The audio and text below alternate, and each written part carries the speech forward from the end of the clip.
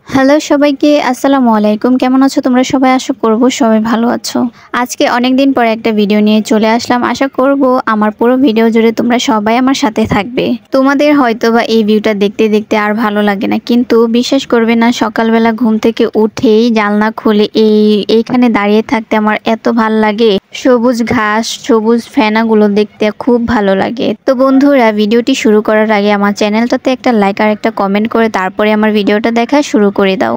আমি এমনি তোমাদের সাথে কোনো রেসিপি শেয়ার করি না, শেয়ার করলেও খুব কমই শেয়ার করি। তো আজকে পুরো রেসিপিটা আমি তোমাদের সাথে শেয়ার করব, কারণ আসলে এই রেসিপিটা এত মজার খেতে, মানে বিশ্বাস করবে না। আসলে তোমরা আমার থেকে দেখে হয়তোবা বাসায় ট্রাই করে দেখতে পারো সত্যি বলছি নাকি মিথ্যা বলছি। কিছু পেতে হলে তো একটু কষ্ট করতেই হবে। তো এগুলো কিন্তু আমি আগে থেকেই রেডি করে রেখেছিলাম। চলো মূল কথায় আগে চলে আসি। এখানে আমি কি দিয়েছি সেগুলো তোমাদের সাথে বলি। তো প্রথমে আমি দিয়েছিলাম হচ্ছে পেঁয়াজ আর জিরা, আদা, রসুন বাটা একসাথেই আমি বেটে ফেলছিলাম আর কি পাটার মধ্যে। আর দিয়েছি হচ্ছে ধনিয়া গুঁড়ো, লবণ, হলুদ মরিচের গুঁড়ো। তারপরে সবচেয়ে বেশি যেটা গুরুত্বপূর্ণ হচ্ছে ম্যাগি মশলা। আসলে ম্যাগি মশলাটা দিতেই হবে, না হলে কিন্তু এটার ঘ্রাণ আর টেস্ট কিন্তু আসবে না।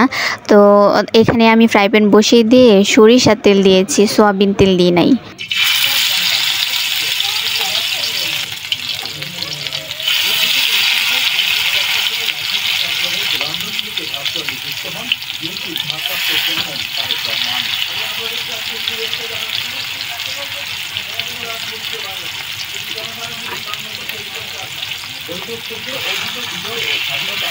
দেওয়ার সাথে সাথেই এত সুন্দর একটা গন্ধ আসতেছে কি বলবো। তো আমি আসলে আরেকটা কথা বলতে ভুলেই গেছি, ভিডিও কিন্তু এদিক দিয়ে শেষ হয়ে যাইতেছে। আমি যখন মুরগির মাংসটা মশলা দিয়ে মাখিয়ে নিয়েছিলাম, তখন কিন্তু আসলে মুরগির মাংসটাকে 1 ঘন্টার জন্য রেস্টে রেখে দিতে হবে। তো হাওয়া বাতাস যেন না ঢুকতে পারে, পুরো 1 ঘন্টা আমি রেস্টে রেখে দিছিলাম। আমি আসলে যেভাবে করে এটার ভালো ফল পেয়েছি আমি সেগুলোই আপনাদের সাথে শেয়ার করতেছি। তো এটাকে যখন আমি তেল দিয়ে ভেজে নিচ্ছিলাম, তখন কিন্তু এটার চুলার আঁচটা ছিল হালকা হালকা, মানে একটু কমও না বেশিও না, একবারে কমও না আবার। তারপরে এটাকে আবার ঢেকে দিছিলাম যাতে তাড়াতাড়ি সিদ্ধ হয়ে যায়, পেঁয়াজগুলো আবার সিদ্ধ হয়ে যায়। আবার চুলার আঁচ বাড়ায় দিলে কিন্তু পেঁয়াজের যে মশলাগুলো ছিল এগুলো কিন্তু পুড়ে যাবার সম্ভাবনা বেশিই থাকে। তো অনেকবার ট্রাই করার পরে যখন ফলটা আসছে তখন আর কি আপনাদের সাথে আমি শেয়ার করতে আসলাম।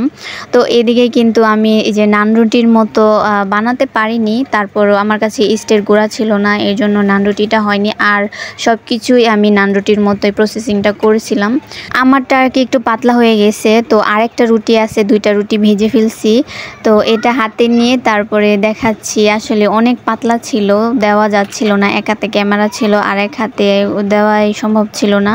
তো তারপরেও সুন্দর করে দিয়েছি, খুব পাতলা হয়ে গেছিল আর কি, আর একটু মোটা হইলে ভালো হইতো।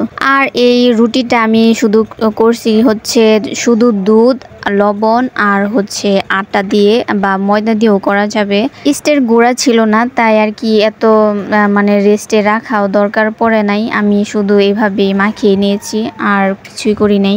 আর দেখেন, মানে যতগুলো উল্টানো দিচ্ছি ততবারই আর কি কালারটা, রুটির কালারটা আর কি চেঞ্জ হয়ে যাচ্ছে, কত সুন্দর দেখা যাচ্ছিল। তো এই যে ফাইনালি আমার চিকেন ফ্রাইটা কিন্তু রেডি হয়ে গেছে। তো আপু ও ভাইয়ারা যারা যারা আমার ভিডিওটি শুরু থেকে শেষ পর্যন্ত আমার সাথে ছিলে তাদেরকে জানাই অসংখ্য অসংখ্য ধন্যবাদ। আমার রেসিপিটা ভালো লাগলে অবশ্যই কমেন্ট করতে ভুলবে না। ফ্রাইটা করার সাথে সাথেই ফ্রাই প্যানটা খাটের উপরে নিয়ে চলে আসছি, তারপরে কিন্তু প্লেটে উঠিয়ে নিচ্ছি। আর এদিকে আমার মেয়ে কি এত খুশি, আমার মেয়েও কয়েকদিন ধরে বলছিল যে আম্মু ওই ফ্রাইটা করো, মুরগির ভাজাটা। ওই তো আর পুরাভাবে বলতে পারে না, মানে মুরগির ভাজা বলতেছিল। তারপরে আজকে দেখে খুব খুশি হয়েছে, কখন হবে সেই মানে চিন্তা করতেছিল।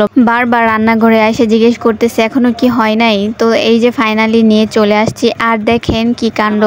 তো এইদিকে সস কিন্তু নিয়ে আসা হয়েছে, এটার জন্যই আমরা কিন্তু খাওয়া দাওয়া শেষ করে উঠে তারপরে মনে পড়ছে আসলে যে সসও নেই নাই, পেঁয়াজ নেই নাই, কিছুই খাওয়া হয় নাই। তো এইভাবেই কিন্তু সবাই খেয়ে ফেলছি। খাওয়া দাওয়া শেষ করে তারপরে এদিকে জানলার দিকে আবার চলে আসলাম তোমাদের সাথে ভিডিওটা শেষ করার জন্য। তো এই দেখো কত সুন্দর দেখা যাচ্ছে, বাইরে অনেক রোদ উঠেছে। তো আজকের ভিডিওটা হচ্ছে এ পর্যন্ত। যদি ভালো লাগে তাহলে অবশ্যই লাইক কমেন্ট করে আমার পাশেই থাকবে। দেখা হচ্ছে নতুন আরও কোনো ভিডিওতে। এ পর্যন্ত সবাই ভালো থাকবে, সুস্থ থাকবে। আল্লাহ হাফেজ।